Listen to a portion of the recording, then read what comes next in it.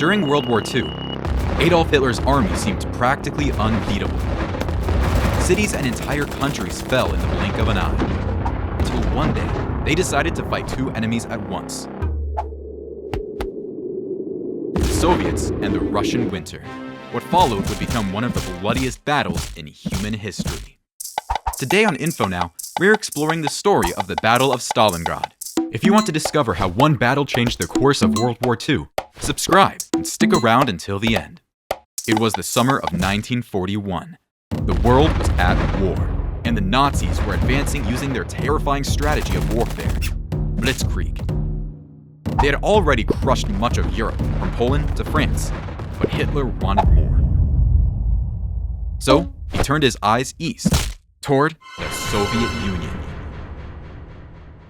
On June 22, 1941, Germany launched Operation Barbarossa, a massive invasion aimed at conquering Soviet territory. At first, the Nazis crushed everything in their path until they met the Russian winter. The cold showed no mercy. Trucks wouldn't start, artillery froze in place, and soldiers even lost their fingers to frostbite. Hitler quickly discovered that lightning warfare doesn't work very well when the country you're invading is the size of a planet. But Hitler wasn't about to give up, because if there was one thing he hated more than not becoming an artist, it was failing. So, in June 1942, Hitler launched a new plan, Case Blue. The idea was simple. He would divide his powerful Army Group South into two forces. Army Group A would push south toward the oil fields of the Caucasus, while Army Group B would advance east toward the Volga River and the city of Stalingrad, protecting the flanks of the southern advance. And as we all know, when an army splits in two, things can go very well or very, very badly. The plan was supposed to be a quick victory. Capture the objectives, celebrate, and move on. But Hitler became obsessed with one particular target: Stalingrad. Why? Because it carried the name of his greatest enemy, Stalin. So Hitler changed the plan. Instead of simply protecting the flank, they would capture Stalingrad itself, destroy Soviet industry along the Volga, and humiliate Stalin in the process. But Stalin wasn't playing around either. He issued Order Number 227, known in Russian as Приказ 227. The order was simple. No Soviet soldier was allowed to retreat during the battle. Anyone who did would be executed. Neither Hitler nor Stalin truly understood what awaited them in Stalingrad. Or more precisely, their soldiers. The German offensive began in July 1942. The German Sixth Army, led by General Friedrich Paulus, advanced toward the Volga. At first, everything seemed to be going according to plan, until the Luftwaffe came up with a brilliant idea of bombing the entire city. More than 80% of Stalingrad was destroyed, and thousands of civilians were killed. The city was reduced to rubble. And you might think that would make things easier for the Germans, right? Wrong. Those ruins became the perfect defensive ground for the Soviets. The city Hitler expected to capture quickly had just turned into a deadly trap.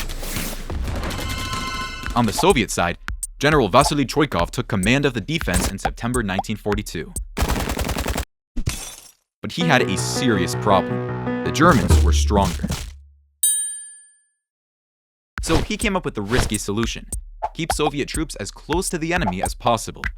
If the Germans tried to bombard them with artillery, they would risk killing their own soldiers.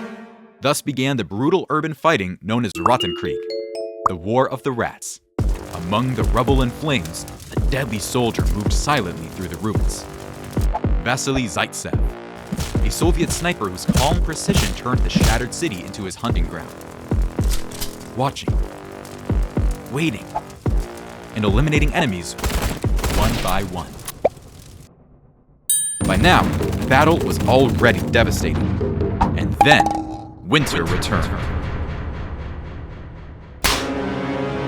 Stalingrad became a frozen hell. The cold bit through uniforms and skin alike. Soldiers survived among ruins, corpses, fire, and rats. German troops ate bread made with Sawdust and meat from horses. Soviet soldiers sometimes survived on soup made from Boiled boot leather. But the fighting didn't stop.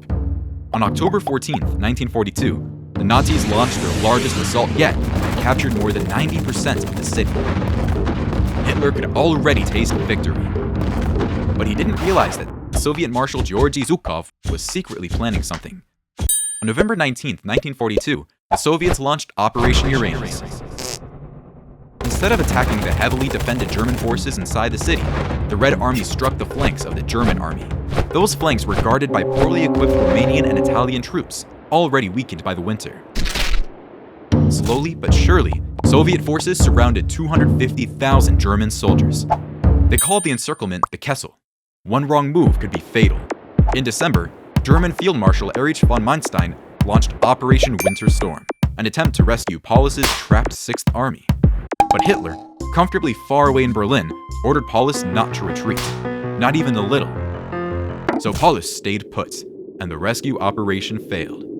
Among the ruins, German soldiers starved and froze, but surrender was forbidden, so they kept fighting. When January arrived, Stalin made his New Year's resolution very clear: destroy the German army. He launched Operation Ring. For nearly an hour, Soviet forces unleashed 7,000 cannons, mortars, and rocket launchers, obliterating what remained of the German defenses. At one point, Hitler called Paulus and reminded him that surrender is forbidden. Paulus attempted to break through the encirclement to avoid total annihilation, but he failed.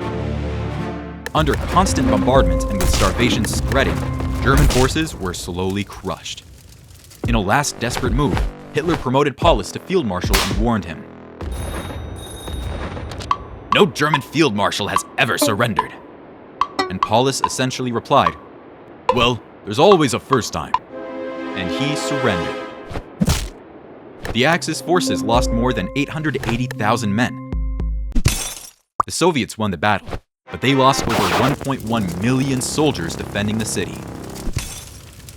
Stalingrad became the bloodiest battle in history, a devastating defeat for Hitler, and a bitter victory for Stalin, because in war, even winning can feel like losing, and the price is so many lives.